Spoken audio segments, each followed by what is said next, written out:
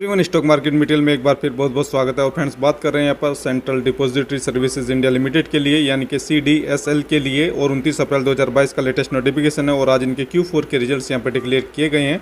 और साथ ही देख लेते हैं क्या कोई यहाँ पर रिकमेंडेशन देखने को मिल रहा है डिविडेंड के लिए या नहीं। सो फ्रेंड्स, आगे बढ़ते हैं। और जैसा कि हम देख पा रहे हैं यहाँ पर 15 रुपये पर इक्विटी शेयर का यहाँ पर रिकमेंडेशन देखने को मिल रहा है डिविडेंड के लिए। सो यहाँ पर 15 रुपये पर इक्विटी शेयर का रिकमेंडेशन है डिविडेंड के लिए। आगे बढ़ते हैं और बात करते हैं इनके लिए कंसोलिडेटेड फाइनेंशियल रिजल्ट्स की।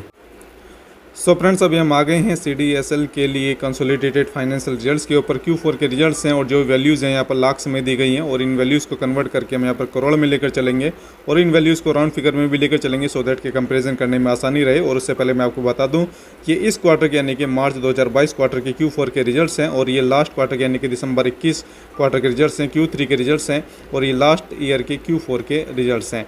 सो सबसे पहले कंपेयर करते हैं इनके लिए इनकम फ्रॉम ऑपरेशंस को क्वार्टर ऑन क्वार्टर बेसिस पर। सो लास्ट क्वार्टर में यानी कि Q3 में इनका जो इनकम फ्रॉम ऑपरेशंस था वो लगभग यहाँ पर 152 करोड़ रुपीज़ के आसपास था।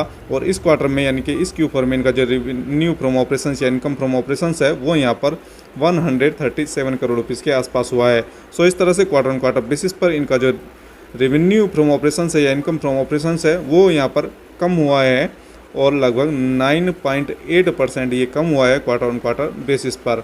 और फ्रेंड्स, अगर बात करें हम इसी इनकम फ्रॉम ऑपरेशंस की ईयर ऑन ईयर बेसिस पर, सो लास्ट ईयर के Q4 में इनका जो इनकम फ्रॉम ऑपरेशंस था वो अराउंड यहाँ पर 103 करोड़ रुपीज़ के आसपास था।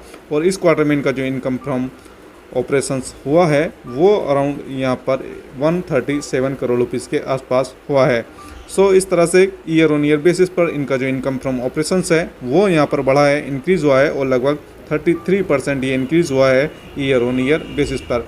फ्रेंड्स, आगे बढ़ते हैं और बात करते हैं यहाँ पर इनके लिए नेट प्रॉफिट की। और फ्रेंड्स, पहले कंपेयर करते हैं इनके लिए नेट प्रॉफिट को क्वार्टर ऑन क्वार्टर बेसिस पर। सो लास्ट क्वार्टर में यानी कि Q3 में इनका जो नेट प्रॉफिट था वो अराउंड 84 करोड़ रुपीज़ के आसपास था और इस क्वार्टर में इनका जो नेट प्रॉफिट हुआ है वो अराउंड यहाँ पर 78 करोड़ रुपीज़ के आसपास हुआ है। सो इस तरह से क्वार्टर ऑन क्वार्टर बेसिस पर इनका जो नेट प्रॉफिट है वो कम हुआ है, डिक्रीज़ हुआ है और लगभग 7% ये डिक्रीज़ हुआ है क्वार्टर ऑन क्वार्टर बेसिस पर।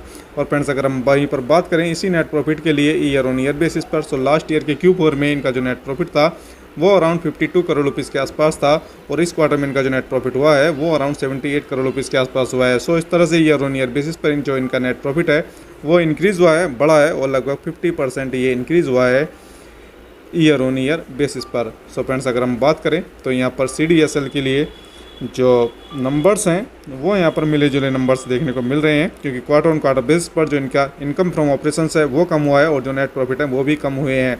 और जबकि अगर हम बात करें ईयर ऑन ईयर बेसिस पर जो इनका इनकम फ्रॉम ऑपरेशंस है वो इंक्रीज़ हुआ है और जो नेट प्रॉफिट है वो भी यहाँ पर इंक्रीज़ हुआ है। सो यहाँ पर कह सकते हैं कि पॉजिटिव नंबर CDSL के लिए, क्योंकि यहाँ पर जो नेट प्रॉफिट है वो तो यहाँ पर थोड़ा बहुत घटता बढ़ता रहता है। और फ्रेंड्स, बने रहिए हमारे साथ, वीडियो को लाइक और शेयर जरूर करें, चैनल को सब्सक्राइब करना ना भूलें। बहुत बहुत धन्यवाद।